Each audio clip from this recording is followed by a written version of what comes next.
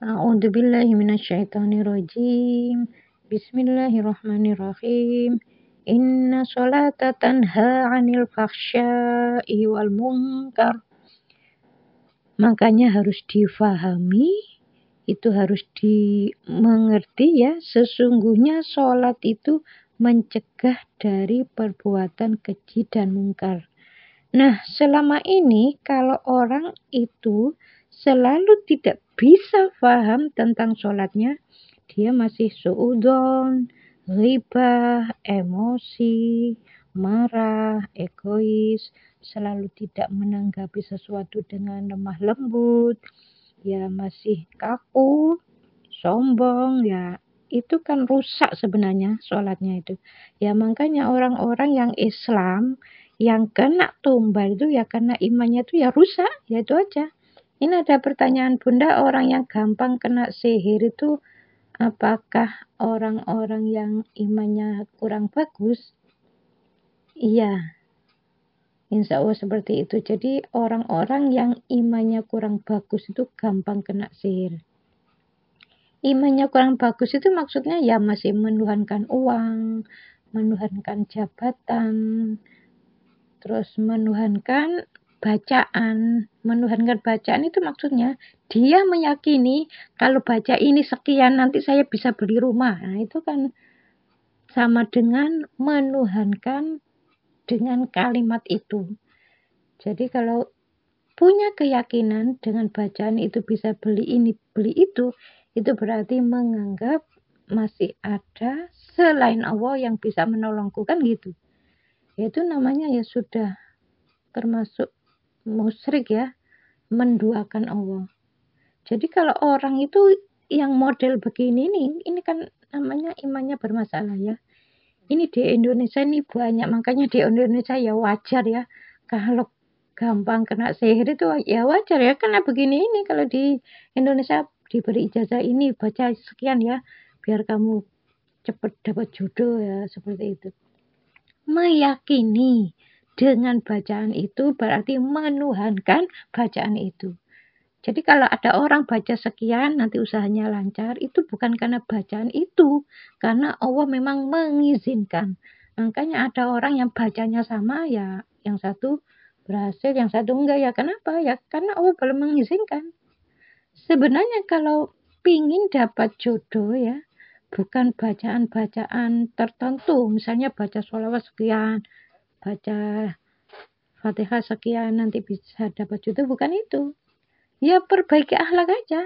Kalau memang masih sering debat sama orang tua, dinasihati nggak mau, sering debat, ya makanya ya nggak ketemu-ketemu jodohnya. Kalau ada cowok yang naksir, nggak mau. Kalau dia naksir cowok, cowoknya ya nggak mau. Ya terus seperti itu.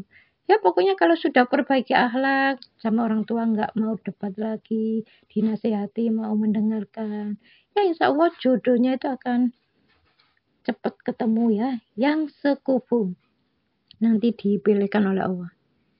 Jadi ini ada pertanyaan Bunda, apa bedanya sihir dan santet? Sebenarnya sihir dan santet itu ya cuma beda tulisan saja ya.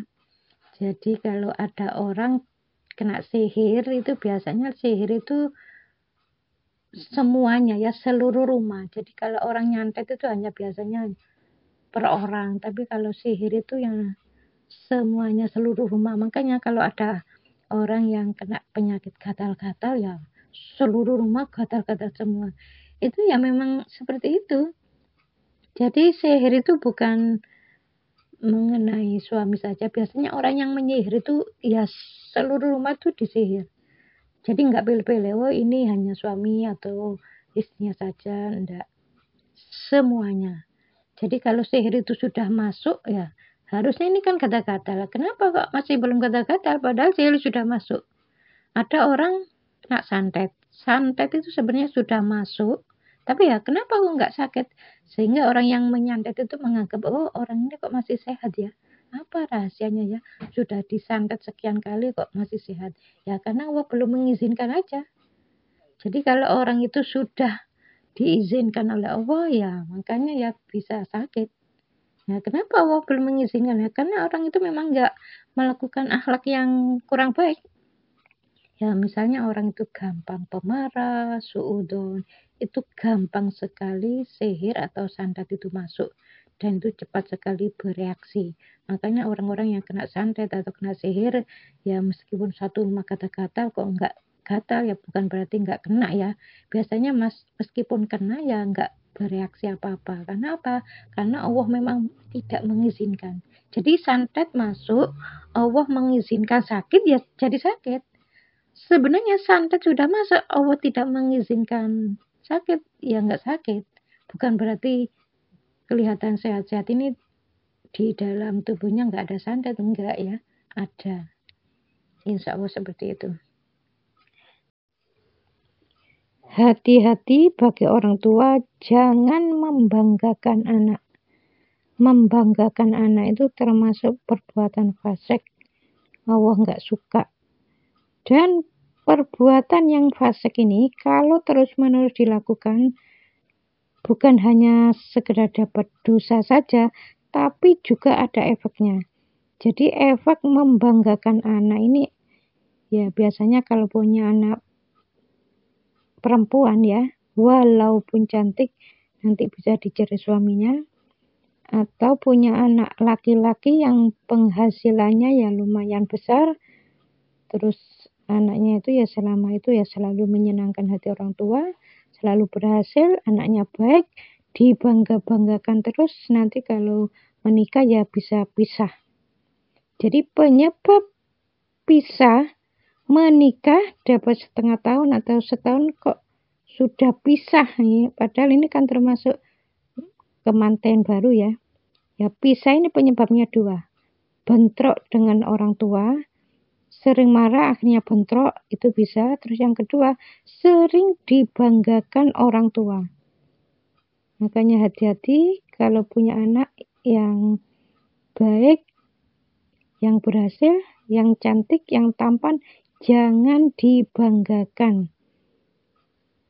Jadi kalau membanggakan anak bukan hanya sekedar dosa saja, tapi nanti kasihan anaknya ini ya. Baru menikah sudah pisah. Makanya anak-anak remaja putra atau putri ya yang dulunya sering dibanggakan, ini kalau belum mohon ampun ya, di titik kesalahannya sebelum menikah, secepatnya mohon ampun, nanti biar nanti setelah menikah ya nggak sampai terjadi perpisahan, insya Allah seperti itu. Jadi kalau dosa itu masih nempel ya, suatu saat akan diberi peringatan oleh Allah dengan pisah.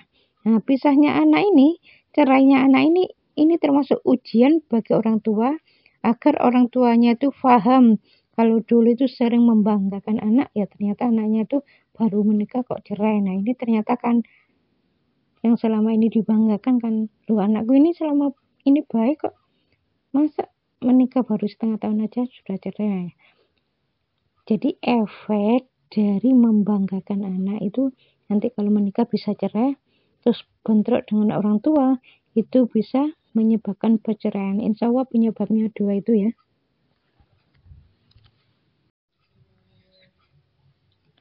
Suami nggak mau bekerja, sementara tanggungan banyak. Nah, ini evaluasi si istri ini sebenarnya apa, Bunda? Biasanya si istri ini dulu ketika remaja, itu kalau menginginkan sesuatu, itu ngotot.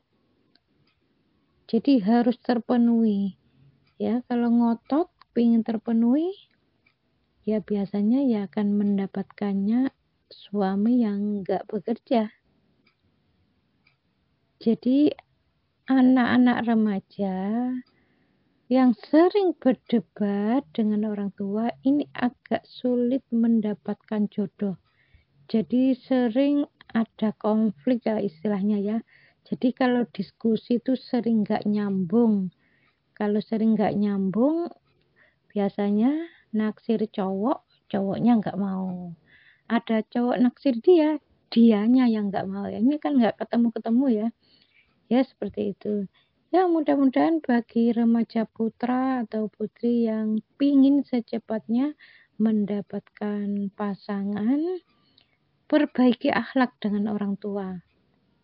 serta berdoa pada Allah Ta'ala mudah-mudahan mendapatkan pasangan yang baik, yang setia, yang bertanggung jawab, yang soleh. Ya gitu aja ya. Jadi selain berdoa, perbaiki akhlak. Jadi anak-anak remaja yang sering berdebat itu agak sulit mendapatkan jodoh. Jadi kalau diajak diskusi sering nggak nyambung, makanya kalau naksir ya, naksir cowok, cowoknya nggak mau. Ada cowok naksir dia, dianya nggak mau. Terus seperti itu. Ya kalau ingin secepatnya mendapatkan jodoh, perbaiki akhlak dengan orang tua.